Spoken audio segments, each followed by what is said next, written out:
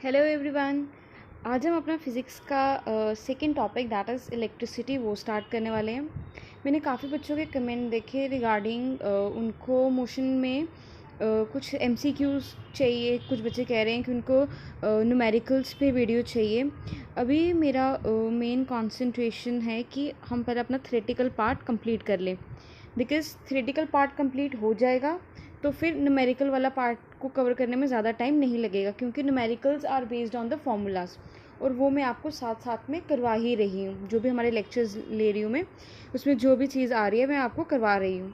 रही बात उसके एप्लीकेशन की, आप ट्राई करके देखना कि आपसे न्यूमेरिकल्स निकल रहे हैं या नहीं। Once I am done with this your syllabus, तो मैं आपका एक सीरीज़ ले आऊँगी फॉर न्यूमेरिकल्स, जिसमें हम मोशन के एक या दो लेक्चर्स में देख लेंगे कि कितने लेक्चर्स में वो हो जाएगा। सो एक या दो लेक्चर्स में मैं आपका न्यूमेरिकल पार्ट कंप्लीट करा दूंगी मोशन का। सिमिलरली इलेक्ट्रिसिटी में भी एक या दो लेक्चर्स में आपका न्यूमेरिकल पार्ट कंप्लीट करवा दूंगी, बट वो बाद में हो जाएगा, ठीक है, न्यूमेरिकल वाला पार्ट बाद में।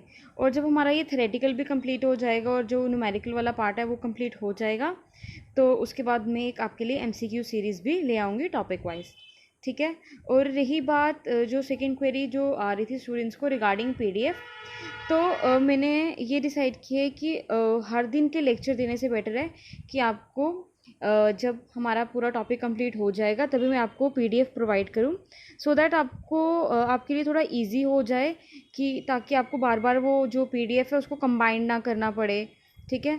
सो जब हमारा कोई भी टॉपिक कंप्लीट होगा, so at the end of that topic मैं आपको एक कंबाइन पीडीएफ आपको टेलीग्राम ग्रुप में सेंड कर दूंगी, ठीक है। तो आपको वो बार बार जो है कंबाइन करने की ज़रूरत नहीं पड़ेगी, so it will be easier for you, ठीक है।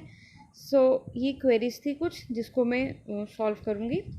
चलो फिर आज का टॉपिक स्टार्ट करते हैं, दैट इज़ इलेक्ट्रिसिटी। इलेक्ट्रिसिटी जो है, इसमें हमने मेन चीज़ें पढ़ना है about charge, electricity, potential difference, इन सब चीज़ों के बारे में हमें पढ़ना है, ठीक है। अब थोड़ा सा कॉन्सेप्ट में दे देती हूँ यहाँ पे। इलेक्ट्रिसिटी बेसिकली दो तरह की होती है, ठीक है। एक होती है हमारी स्टैटिक इलेक्ट्रिसिटी और एक होती है हमारी जो दूसरी टाइप की इलेक्ट्रिसिटी, उसको हम बोलते हैं करंट इलेक्ट्रिसिटी, ठीक है। अब इन दोनों में डिफरेंस क्या है और हमें कौन सा पढ़ना है, कौन से एग्जाम पॉइंट ऑफ व्यू से इंपॉर्टेंट है, वो मैं आपको बता देती हूँ। स्टैटिक जो अगर हम नॉर्मल बात करें इलेक्ट्रिसिटी क्या होती है, ठीक है, सबको पता है कि इलेक्ट्रिक करंट क्या होता है, जिसमें फ्लो ऑफ इलेक्ट्रिक चार्जेस, ठीक है। जब इलेक्ट्रिक चार्जेस फ्लो करते हैं उसको हम करंट बोलते हैं, और वही क्या करती है, करंट क्या प्रोड्यूस करती है, हमारी इलेक्ट्रिसिटी प्रोड्यूस करती है। बट ज़रूरी नहीं है कि फ्लो ऑफ इलेक्ट्रॉन्स हो। जब हमारा कंसेप्ट आ जाता है फ्लो ऑफ इलेक्ट्रॉन्स का, तो हम बात करते हैं करंट इलेक्ट्रिसिटी की, ठीक है। बट कुछ केस में ऐसा होता है कि जो इलेक्ट्रॉन्स जो है मूव नहीं करते, फिर भी इलेक्ट्रिसिटी जनरेट होती है। सो इन दैट केस जहाँ पे इलेक्ट्रॉन्स मूव ना करे उसको हम बोलते हैं स्टैटिक इलेक्ट्रिसिटी, ठीक है। जहाँ पे इलेक्ट्रॉन्स मूव ना करे वो हमारी स्टैटिक इलेक्ट्रिसिटी, और जहाँ पे जो इलेक्ट्रिसिटी प्रोड्यूस हो रही है due to the motion of electrons, उसको हम बोलते हैं करंट इलेक्ट्रिसिटी, ठीक है। अब हमें कंसेप्ट तो समझ लिया कि स्टैटिक इलेक्ट्रिसिटी कौन सी होती है और करंट इलेक्ट्रिसिटी कौन सी होती है। अब बात आती है कि एग्जाम्पल्स कौन सी हैं स्टैटिक इलेक्ट्रिसिटी में, किस किस टाइप की एग्जाम्पल्स आएंगी। तो अगर आप सबको याद हो तो स्कूल में हमसे एक एक्सपेरिमेंट करवाया जाता था, जहाँ पे हमें कहा जाता था कि आप अपने स्केल को रब करो विद योर हेयर्स, अपने सिर पे अपने बालों के साथ स्केल को रब करो, और फिर कुछ वो जो स्केल था वो क्या हो जाता था, चार्ज हो जाता था। वो स्केल आपका बालों के साथ रब करने पे चार्ज हो जाता था, और उसकी वजह से क्या होता था, जितने भी जो आपके वो थे पेपर होता था, पेपर को हम छोटे छोटे पीस में काट लेते थे, उन पेपर्स को क्या करता था, अट्रैक्ट करता था। ये जो है ये जो है स्टैटिक इलेक्ट्रिसिटी की एग्जाम्पल है, ठीक है। एक तो ये एग्जाम्पल होगी जिसमें हमने अपने स्केल को रब किया था अपने हेयर्स के साथ। दूसरा आ जाता है सेम, अगर हम कॉम को रब करें, स्केल को रब करें या ग्लास रॉड को रब करें, तो वो क्या करते थे, स्मॉल पीसेस ऑफ पेपर को अट्रैक्ट करते थे। ये आगे स्टैटिक इलेक्ट्रिसिटी के example. Another very important example of static electricity is lightning. जो हम लाइटनिंग देखते हैं ठीक है, that is the example of static electricity. ठीक है, इसमें भी जो है इलेक्ट्रॉन्स मूव नहीं करते हैं। ठीक है, तो ये किसकी एग्जाम्पल है, स्टैटिक इलेक्ट्रिसिटी की। बट जो हमें पढ़ना है वो है करंट इलेक्ट्रिसिटी के बारे में, जिसमें जो इलेक्ट्रॉन्स हैं वो फ्लो कर रहे होते हैं। ठीक है, और अगर आपसे पेपर में क्वेश्चन पूछा तो ज़्यादा से ज़्यादा स्टैटिक इलेक्ट्रिसिटी की एग्जाम्पल्स पे पूछेंगे, जो मैंने आपको बता दी है। और अब जो हम टॉपिक जो भी कवर करेंगे वो with respect to current electricity ही करेंगे। ठीक है, सो सबसे पहले हम देखेंगे कि इलेक्ट्रिक करंट क्या होता है। इलेक्ट्रिक करंट को हम रिप्रेजेंट करते हैं आई से। ठीक है, याद रखना ये करंट को रिप्रेजेंट करने का मेथड है, ना कि उसकी एसआई यूनिट। ठीक है, इस बात को ध्यान में रखना। सो करंट का जो सिंबल है उसको हम रिप्रेजेंट करते हैं आई से। ठीक है, इलेक्ट्रिक करंट क्या होती है ये ऑलमोस्ट सभी बच्चों को पता है, मैं फिर से बता देती हूँ। Electric current is the rate of flow of electric charges through any cross section. ठीक है, किसी भी क्रॉस सेक्शन एरिया से कितने चार्जेस फ्लो कर रहे हैं, इलेक्ट्रिक चार्जेस फ्लो कर रहे हैं, उसको हम क्या बोलते हैं, इलेक्ट्रिसिटी या इलेक्ट्रिक करंट। ठीक है, electric current is the rate of flow of electric charges. ठीक है, अब इलेक्ट्रिक चार्जेस क्या होते हैं, क्या होता है वो हम देखेंगे इसका कॉन्सेप्ट नेक्स्ट स्लाइड में।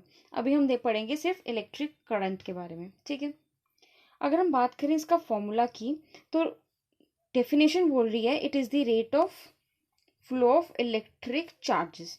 तो इसका फॉर्मूला क्या बन जाएगा इलेक्ट्रिक करंट का, कि electric charge upon time. Rate का जब वर्ड आ जाता है रेट, तो इट मीन्स वहाँ पे टाइम की बात होएगी ही होएगी। ठीक है, तो इलेक्ट्रिक चार्ज कितने रेट से फ्लो कर रहा है वो बताता है इलेक्ट्रिक करंट। तो उस हिसाब से फॉर्मूला बन जाएगा चार्ज अपॉन टाइम, कितना चार्ज फ्लो कर रहा है कितनी रेट पे। ठीक है, और इसको रिप्रेजेंट करने का मेथड है I equals to Q by T. I represent कर रहा है यहाँ पे इलेक्ट्रिक करंट को, Q रिप्रेजेंट कर रहा है इलेक्ट्रिक चार्ज को, एंड T से हम रिप्रेजेंट कर रहे हैं टाइम। ठीक है, ये वही फॉर्मूला है। ठीक है, अब बात आती है इसकी एसआई यूनिट की। तो एसआई यूनिट जो है आपको मालूम है कि इलेक्ट्रिक करंट की होती है अम्पेयर, और उसको हम रिप्रेजेंट करते हैं ए से। ठीक है, SI unit of current is ampere and हम उसे रिप्रेजेंट करते हैं कैपिटल ए से। ठीक है, अगर आपसे पूछा जाए कि 1 अम्पेयर करंट क्या होता है, ठीक है, 1 अम्पेयर करंट क्या होता है, सो फ्रॉम दिस फॉर्मूला, ठीक है, हम क्या करेंगे 1 अम्पेयर करंट की डेफिनेशन बताएंगे।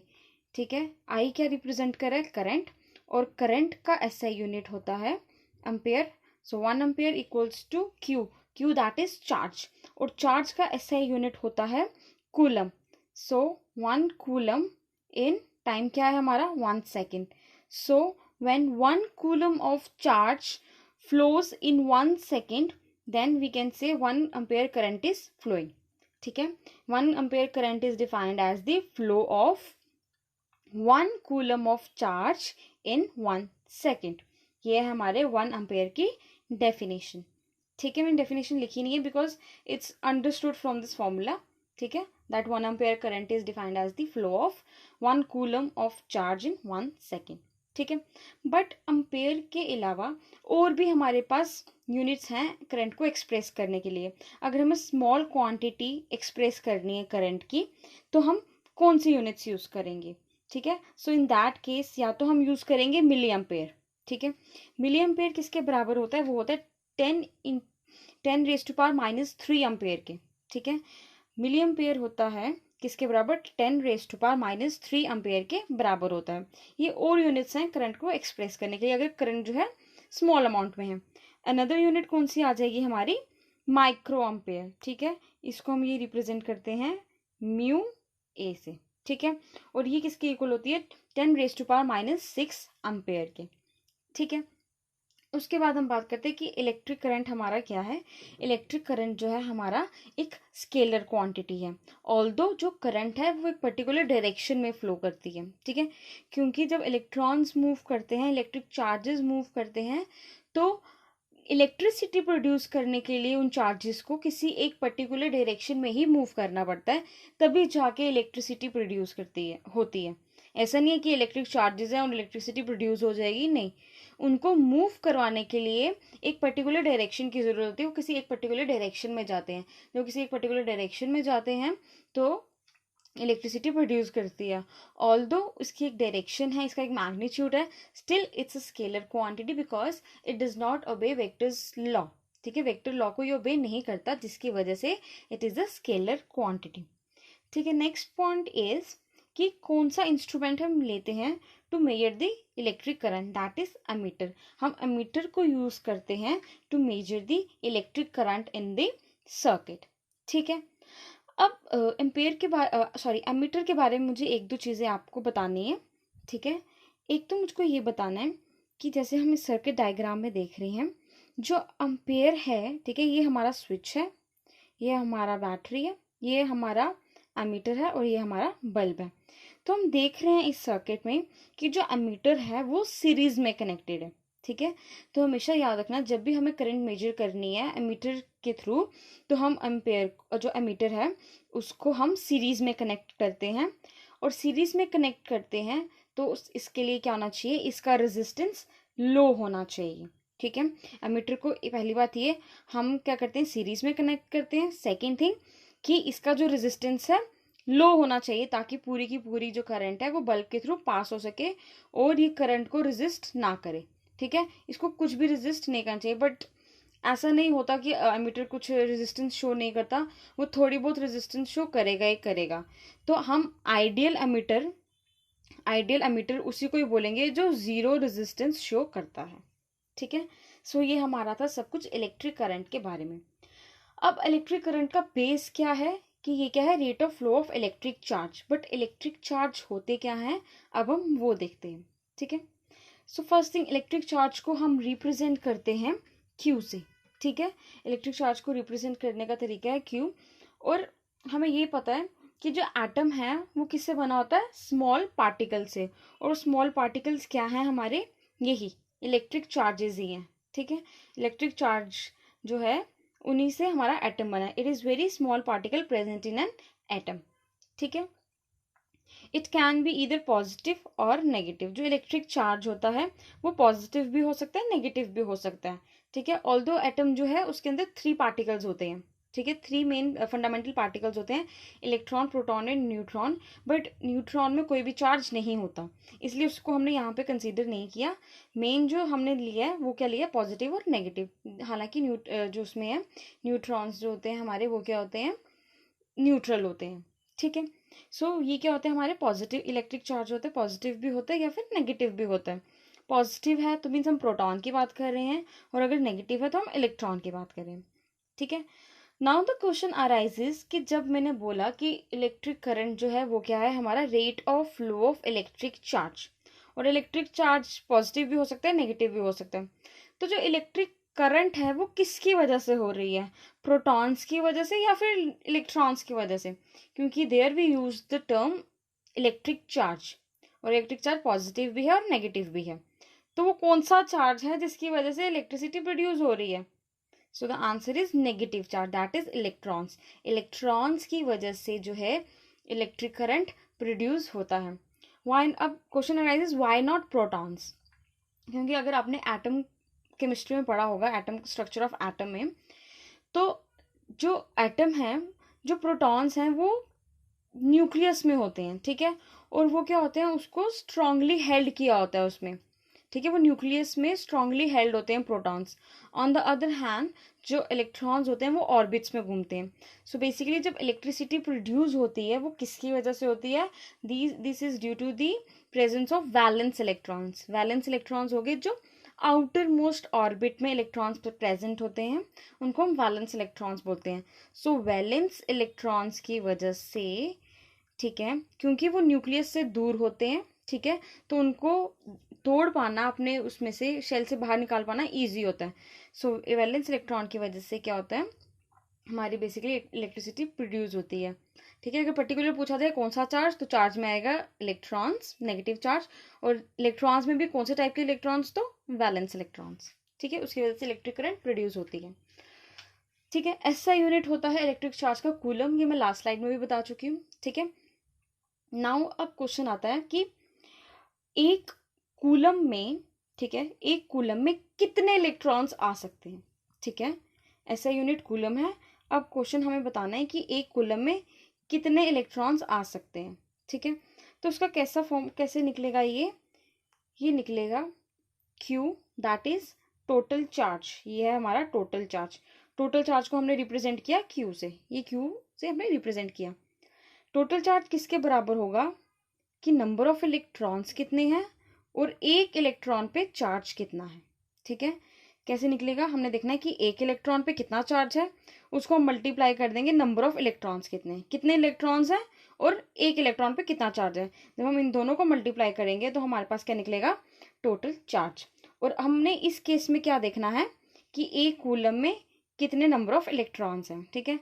तो टोटल चार्ज हमारे पास आ गया 1 कूलम, नंबर ऑफ इलेक्ट्रॉन्स हमने निकालने हैं, ठीक है। और चार्ज कितना होता है 1 इलेक्ट्रॉन में, वो होता है -1.6 इंटू 10⁻⁻19 कूलम। ये होता है चार्ज ऑन 1 इलेक्ट्रॉन। और अगर मैं प्रोटॉन की बात करूं तो वो पॉजिटिव होता है, ठीक है। चार्ज जो है इलेक्ट्रॉन प्रोटॉन का मैग्नीट्यूड में सेम होता है, इनके साइंस डिफरेंट होते हैं, ठीक है। सो हम इस केस में क्या करेंगे, जो साइन है उसको हटा देंगे, हम सिर्फ मैग्नीट्यूड कंसीडर करेंगे, ठीक है। सो टोटल चार्ज हो जाएगा number of electron into charge of one electron के बराबर। ये इसके बराबर आ जाएगा 1C, मतलब 1 coulomb equals to n into 1.6 into 10⁻⁻19 coulomb. हमने यहाँ से साइन हटा दिया, ठीक है। जब हम n को राइट हैंड साइड पे ही रखेंगे और 1.6 को लेके जाएंगे 1C के नीचे, 1 कूलम के नीचे, तो ये बन जाएगा n इक्वल्स टू 1/1.6 इंटू 10⁻⁻19, ठीक है। इसको सॉल्व करने पे जो हमारे पास वैल्यू आती है वो है 6.25 इंटू 10⁻18, ठीक है। ये हमारी वैल्यू आ जाएगी नंबर ऑफ इलेक्ट्रॉन्स की। और 6.25 इज अप्रॉक्सीमेटली, क्योंकि नंबर ऑफ इलेक्ट्रॉन्स बताने हैं हमने, ठीक है। तो ये पॉइंट्स में इसको ना रखते हुए हमने इसको क्या कर लिया, एक होल नंबर बना दिए। तो इसकी वैल्यू हो जाएगी अप्रॉक्सीमेटली 6 इंटू 10⁻18। सो बेसिकली एक कूलम इलेक्ट्रिक चार्ज में 6 इंटू 10⁻18 इलेक्ट्रॉन्स जितना चार्ज होता है, ठीक है। एक कूलम में कितना चार्ज होता है, 6 इंटू 10⁻18 इलेक्ट्रॉन्स के जितना इसमें चार्ज होता है, किसमें, 1 कूलम में, ठीक है। आई होप कि आपको इलेक्ट्रिक करंट और इलेक्ट्रिक चार्ज का कंसेप्ट अभी तक क्लियर हो गया होगा, ठीक है। Next comes the concept of electric circuit, ठीक है। हमने करंट पढ़ लिया, इलेक्ट्रिक चार्ज पढ़ लिया। अब जो करंट है वो कहाँ पे फ्लो करती है, एक इलेक्ट्रिक सर्किट में फ्लो करती है, ठीक है। सो इलेक्ट्रिक सर्किट क्या होगा, it is the closed path along which an electric current flows, ठीक है। जिसमें एक क्लोज पाथ होता है जिसमें इलेक्ट्रिक करंट फ्लो करती है, वो हमारा हो गया इलेक्ट्रिक सर्किट, ठीक है। Electric circuit is represented using circuit diagram, ठीक है। इसको हम किससे रिप्रेजेंट करते हैं, सर्किट डायग्राम की हेल्प से हम इसको रिप्रेजेंट करते हैं। Now the types of circuit. Circuit कितने टाइप्स का होता है, ठीक है। ये 2 तरह का होता है, एक होता है ओपन सर्किट, एक होता है क्लोज्ड सर्किट, ठीक है। अब ओपन सर्किट कौन सा होता है, क्लोज सर्किट कौन सा होता है। ओपन सर्किट वो सर्किट हो गया जिसमें जो स्विच होता है, ठीक है, वो क्या होता है, ऑफ होता है। याद रखना, ओपन सर्किट वो होता है जिसमें स्विच जो होता है ऑफ होता है, ठीक है, लाइक दिस। इस केस में स्विच जो है सर्किट के साथ कनेक्टेड नहीं है, मीन्स कि वो सर्किट को कंप्लीट होना नहीं दे रहा, ठीक है। तो ये आ गया ओपन सर्किट का एग्जाम्पल, जिसमें जो है जो सर्किट है वो ओपन है और इसमें स्विच जो है वो क्या है, ऑफ है, ठीक है। क्लोज सर्किट क्या हो जाएगा, जब यही सर्किट क्या हो जाएगा, क्लोज्ड हो जाएगा। और ये सर्किट क्लोज कैसे होगा, जब हम स्विच को ऑन कर देंगे। जब हम स्विच को ऑन करेंगे तो सर्किट क्लोज होगा, जब हम स्विच को ऑफ करेंगे तो सर्किट ओपन हो जाएगा। इसको याद रखने का तरीका मैं आपको बता देती हूँ, ये डेली लाइफ एग्जाम्पल में से है। फॉर एग्जाम्पल हमारे घर पे सपोज स्विच बोर्ड ले लेते हैं, ठीक है। स्विच बोर्ड है और उसके साथ हमारा फैन कनेक्टेड है, ठीक है। जब हम बोलते हैं स्विच ऑन करो तो हमारा पंखा चलने लगता है। क्यों चलने लगता है, क्योंकि इलेक्ट्रिसिटी उस सर्किट से फ्लो होने लगती है, ठीक है। तो जब हमने स्विच ऑन किया वो सर्किट कंप्लीट हो गया, वो सर्किट क्लोज हो गया, इलेक्ट्रिसिटी फ्लो करने लगी और फैन चलने लगा। ठीक है। जब हम स्विच को ऑफ करते हैं तो क्या होता है, हमारा पंखा रुक जाता है। क्यों रुक जाता है? क्योंकि इलेक्ट्रिसिटी जो है उससे फ्लो नहीं करती है। और इलेक्ट्रिसिटी फ्लो क्यों नहीं करती? क्योंकि जो सर्किट है वो ओपन सर्किट बन जाता है। तो इन दैट केस जब सर्किट ओपन बन गया तो हमने उसमें क्या किया था, स्विच ऑफ किया था। जब हमने स्विच ऑफ किया था मीन्स कि हमने सर्किट को एक तरह से ओपन बना दिया था, जिसकी वजह से इलेक्ट्रिसिटी पास नहीं हो रही थी और फैन ऑफ था। सो इस तरीके से आप याद रख सकते हो कि ओपन सर्किट में स्विच ऑफ रहेगा और क्लोज सर्किट में स्विच ऑन रहेगा। ठीक है। Next comes the direction of electric current. ठीक है। अब जो इलेक्ट्रिक करंट की डायरेक्शन है वो क्या होगी? ठीक है। अब इसकी दो तरह की डायरेक्शन है। ठीक है। एक कन्वेंशनल करंट और एक इलेक्ट्रॉनिक करंट। ठीक है। कन्वेंशनल करंट वो करंट होती है, जैसे ये हमारा बैटरी है। ठीक है। ये कनेक्टेड है एक बल्ब से। ठीक है। ठीक है। यहाँ पे स्विच लगा है हमारा। ठीक है। और ये क्लोज स्विच है। ठीक है। कन्वेंशनल करंट वो होती है जिसमें जो करंट है वो फ्लो करती है। ये हमारा होता है पॉजिटिव टर्मिनल, जो बड़ा वाला होता है वो पॉजिटिव, छोटा वाला नेगेटिव। जब करंट फ्लो करे from positive terminal to negative terminal, उसको हम बोलते हैं कन्वेंशनल करंट। ठीक है। ऑन द अदर हैंड जब करंट फ्लो करे नेगेटिव टर्मिनल, ठीक है, इस डायरेक्शन में टू पॉजिटिव टर्मिनल, उसको हम बोलेंगे इलेक्ट्रॉनिक करंट। अब क्वेश्चन आता है कि दो टाइप की डायरेक्शन क्यों? बेसिकली हुआ क्या था, पहले साइंटिस्ट ने ये देखा था कि जो उन्होंने ये एज्यूम किया था या जो भी था, उनको ये लगता था कि जो इलेक्ट्रिक करंट है वो बेसिकली पॉजिटिवली चार्ज पार्टिकल्स की वजह से होती है। ठीक है। इलेक्ट्रिक करंट जो प्रोड्यूस होती है वो पॉजिटिवली चार्ज पार्टिकल की वजह से होती है। इसलिए उन्होंने क्या बताया कि जो मूवमेंट है, ठीक है, जो इलेक्ट्रिसिटी का जो डायरेक्शन है वो क्या है, पॉजिटिव टू नेगेटिव। ठीक है। और ये उन्होंने ऐसा क्यों बोला? क्योंकि उस टाइम तक इलेक्ट्रॉन्स की डिस्कवरी नहीं हुई थी। आफ्टर सम ईयर्स जब इलेक्ट्रॉन्स की डिस्कवरी हुई तो ये पाया गया कि एक्चुअल में जो इलेक्ट्रिक करंट फ्लो हो रही होती है वो पॉजिटिवली चार्ज पार्टिकल्स की वजह से नहीं होती है, वो negatively charge particle that is electrons की वजह से होती है। और जो एक्चुअल डायरेक्शन है वो that is negative to positive. दो चीजों का ध्यान रखना, अगर आपसे पूछा जाए कि एक्चुअल डायरेक्शन क्या है, वो है नेगेटिव टू पॉजिटिव, ये उसका एक्चुअल है।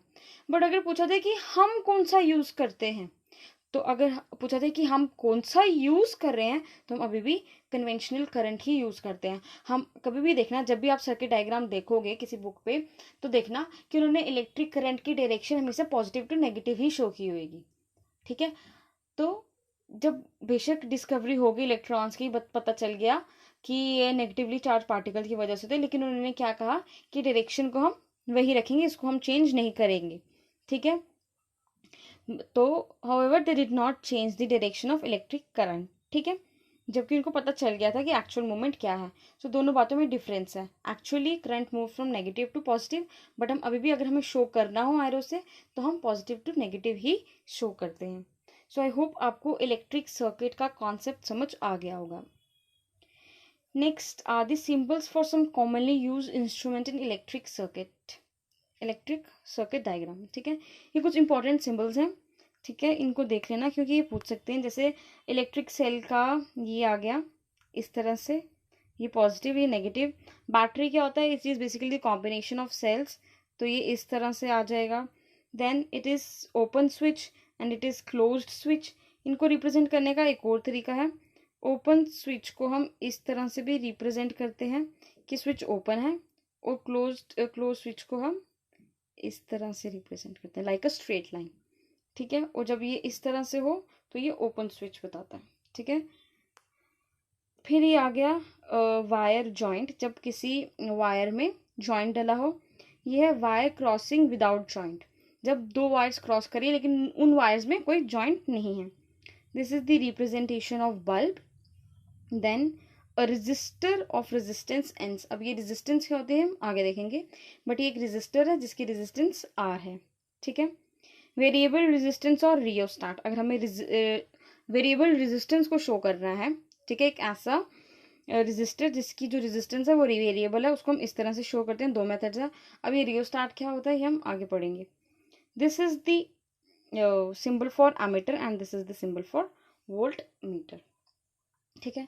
Now next comes the concept of potential difference.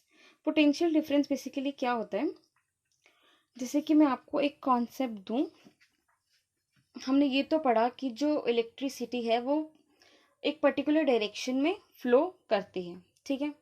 अगर हम बात करें तो किसी भी कंडक्टर में, ठीक है, जो एटम्स होंगे उसके जो इलेक्ट्रॉन्स होंगे वो रैंडमली मूव कर रहे होंगे, ठीक है। वो रैंडमली मूव करेंगे, वो किसी पर्टिकुलर डायरेक्शन में मूव नहीं कर रहे होंगे, ठीक है। अब आपको पता है कि अगर इलेक्ट्रिसिटी जनरेट करनी है, इलेक्ट्रिक करंट जनरेट करनी है, तो उन इलेक्ट्रॉन्स को एक पर्टिकुलर डायरेक्शन में मूव करवाना पड़ेगा, तभी वो जनरेट होगी इलेक्ट्रिसिटी, वरना नहीं होगी। तो पोटेंशियल डिफरेंस क्या करता है, ये उन्हीं इलेक्ट्रॉन्स को एक पर्टिकुलर डायरेक्शन में मूव करवाता है, ठीक है, जिसकी वजह से इलेक्ट्रिसिटी जनरेट हो, ठीक है। पोटेंशियल डिफरेंस क्या करता है, पोटेंशियल डिफरेंस ही वो काम करता है इलेक्ट्रॉन्स को एक जगह से दूसरी जगह पहुंचाने का। जो इलेक्ट्रॉन्स एक जगह से दूसरी जगह पहुंचाते हैं उसका काम कौन करता है, पोटेंशियल डिफरेंस ही करता है।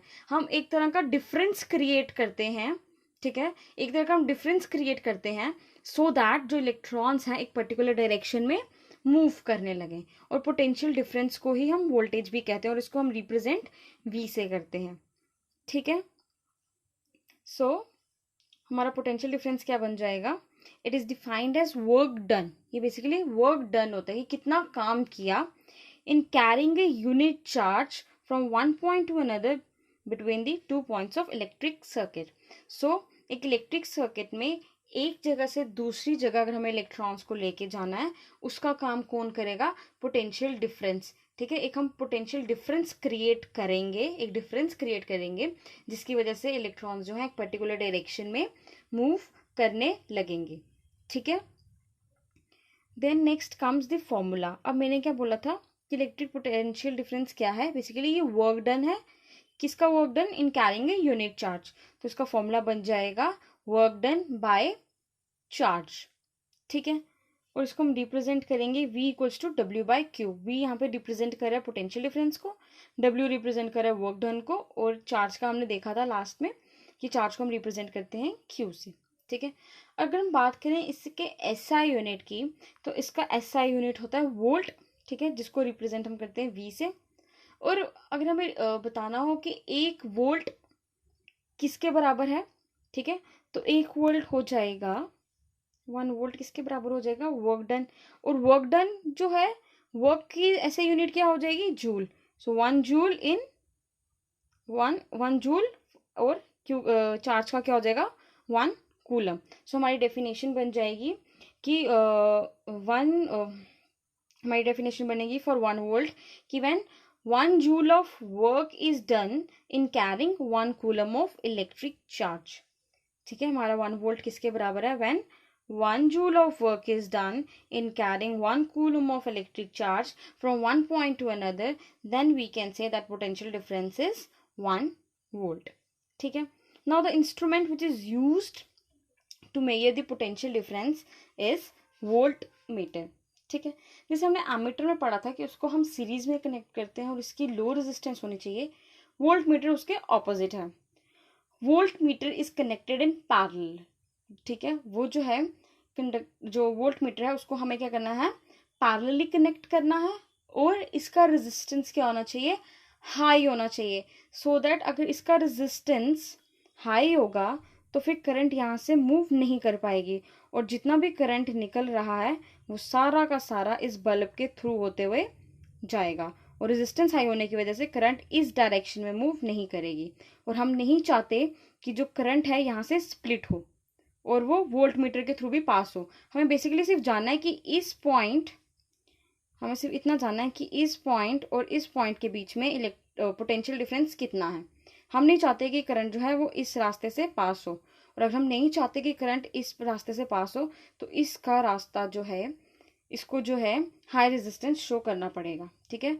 So in that case voltmeter का रेजिस्टेंस हाई होगा और ये पैरेलली कनेक्ट किया जाएगा बिटवीन द 2 पॉइंट्स जिसके हमें अक्रॉस पोटेंशियल डिफरेंस मेजर करना है। जैसे हमने आइडियल एमीटर की बात की थी, आइडियल एमीटर में जो रेजिस्टेंस है वो 0 होनी चाहिए। उसी तरह से आइडियल वोल्ट मीटर के लिए जो रेजिस्टेंस है वो इनफाइनाइट होनी चाहिए। इनफाइनाइट रेजिस्टेंस होगी तो एक हमारा आइडियल वोल्ट मीटर कहलाएगा, क्योंकि थोड़ी रेजिस्टेंस जो कि कहते हैं इनफाइनाइट रेजिस्टेंस कोई शो नहीं करता, थोड़ी करंट वोल्ट मीटर से पास हो जाती है, बेशक 0.1% ही क्यों ना हो, थोड़ी करंट पास हो जाती है। तो आइडियल वोल्ट मीटर वही कहलाएगा जिसमें इनफाइनाइट रेजिस्टेंस मीन्स बिल्कुल भी करंट पास ना हो, इनफाइनाइट रेजिस्टेंस हो उसकी, तो वो क्या होगा हमारा एक आइडियल वोल्ट मीटर, ठीक है। सो इलेक्ट्रिक पोटेंशियल बेसिकली किस तरह से हम उसको ले सकते हैं, ये काइंड ऑफ इलेक्ट्रिक प्रेशर है जो बेसिकली क्या करता है, पुश करता है इलेक्ट्रॉन्स को and making them move in a particular direction, ठीक है। So it's a kind of push, ठीक है। इंडिया की अगर बात करूं तो इंडिया में जो हमें सप्लाई होता है वोल्टेज वो होता है 220 वोल्ट का, ठीक है। ये इंडिया की बात की, ठीक है। सो अगर मैं बात करूं कि ऐसी कौन सी डिवाइसेस हैं जो मेंटेन करके रखती है पोटेंशियल डिफरेंस को। अब सपोज हमारे जो इलेक्ट्रिसिटी वगैरह आ रही है तो जो मूवमेंट हो रही है वो पोटेंशियल डिफरेंसेस देने वाली डिवाइसेस कौन सी हैं, ठीक है, जो ये पोटेंशियल डिफरेंस क्रिएट करती हैं। वो डिवाइसेस कौन सी है जो पोटेंशियल डिफरेंस क्रिएट करती हैं, एक तो उसमें आ जाएगा सेल या फिर बैटरी, मेंस, जनरेटर, ये सारी चीज़ें क्या हैं, पोटेंशियल डिफरेंस जनरेट करती हैं, चाहे वो सेल हो, बैटरी हो, जनरेटर हो, मेंस हो, ये सारे एक तरह से पोटेंशियल डिफरेंस जनरेट करते हैं जिसकी वजह से इलेक्ट्रिसिटी मूव करती है, ठीक है।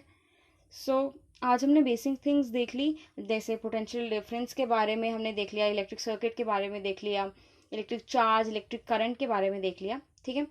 नेक्स्ट वीडियो में कुछ और चीज़ें आपसे डिस्कस करूंगी जो इंपॉर्टेंट है, जैसे कि रेजिस्टेंस हो गया, ओम्स लॉ हो गया, और भी एक दो चीज़ें, ठीक है। अभी आपके सिलेबस में इलेक्ट्रिक पावर बचा है, इलेक्ट्रिक एनर्जी बचा है, वो भी हम आने वाले 1 या 2 लेक्चर्स में मैं आपका 1 या 2 लेक्चर्स लगेंगे हार्डली आपका इलेक्ट्रिसिटी कंप्लीट कराने में। उसके बाद मैं स्टार्ट करूंगी आपका conventional and non conventional. So once I am done with all the 3 topics तो मैं क्या करूँगी, एक न्यूमेरिकल की सीरीज ले आऊँगी जिसमें आपको 1 या 2 लेक्चर्स में मोशन के, देन 1 या 2 लेक्चर्स में आपके इलेक्ट्रिसिटी के भी न्यूमेरिकल्स करा दूंगी, एंड आफ्टर दैट आपके एमसीक्यू के सेशन आएंगे और पीडीएफ आपको आएगा once I am done with the particular topic, ठीक है। सो आई होप आपको आज का लेक्चर समझ आया होगा। सो अच्छे से अपनी प्रिपरेशन कीजिए, घर पे रहिए, अपना ध्यान रखिए। Thank you class.